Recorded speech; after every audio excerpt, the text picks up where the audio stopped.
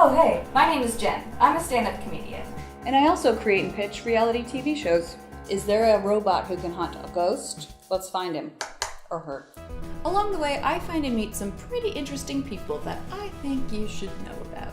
So I'm interviewing them here on the internet. Get in. We're probably going down a rabbit hole.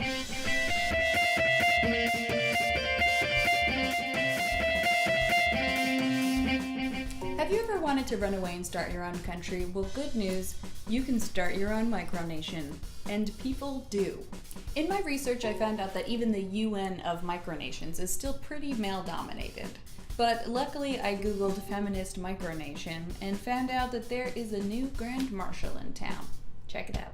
So I am the Grand Marshal of the Ambulatory Free States of Obsidia, and our primary focus as a micronation is to institutionalize feminist leadership. My starting point for my interest in micronations is just the idea of borders and how something so arbitrary can have such a huge effect on people's lives depending on where they're from. There's a Neil deGrasse Tyson tweet that I always think about when he's like, I'm standing in line in customs to present a piece of paper to a member of my own species to cross an imaginary line.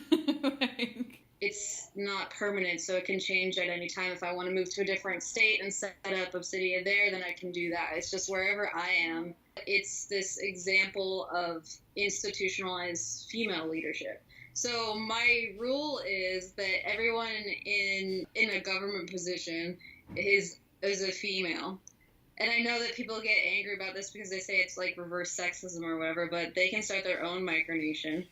Also, we let men have advisory positions. So you can be an advisor and you can be a citizen, but you can't have a quote-unquote upper-level title, even though pretty much exactly like the United States of America. You know, there can't be a female president, but they can be advisors, you know. It's reversed. Yeah, it's reversed. Among my friends and contacts, and even people that just randomly contact me, let's say somebody is a fan and they write me on Facebook and they're like, I want to be part of it. What are you passionate about? Okay, we can find a title for you. So sort of putting a name to someone's strength. And why do you think female leadership is so important?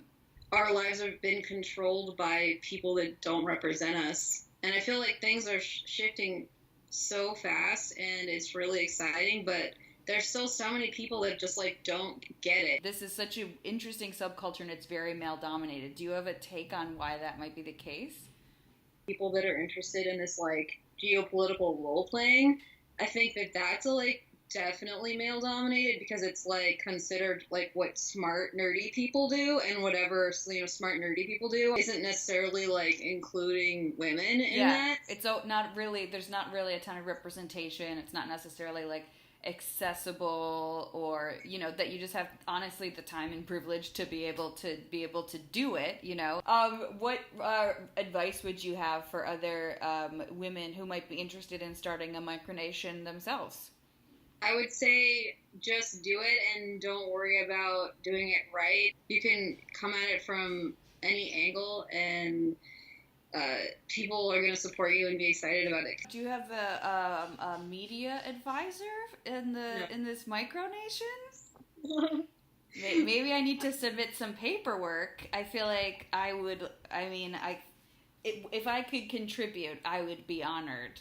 We could file it through. It's the bureaucracy is really backed up right now. Sure, I know the red tape, but. Well, it's official. I'm the Minister of Media for the Ambulatory Free States of Obsidia, which is a great way to beef up my resume, or maybe end up on a government watch list. But look, it's exciting. If you want to find out more about Obsidia Gov, you can check them out at obsidiagov.org. Maybe even start your own micronation.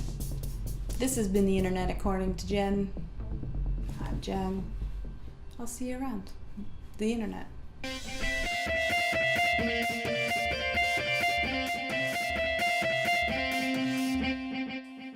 Robot ghost hunters? Tonight on Robot Ghost Hunters, the robot squad is at it again, and they're fearless as ever because they're robots and they don't have feelings.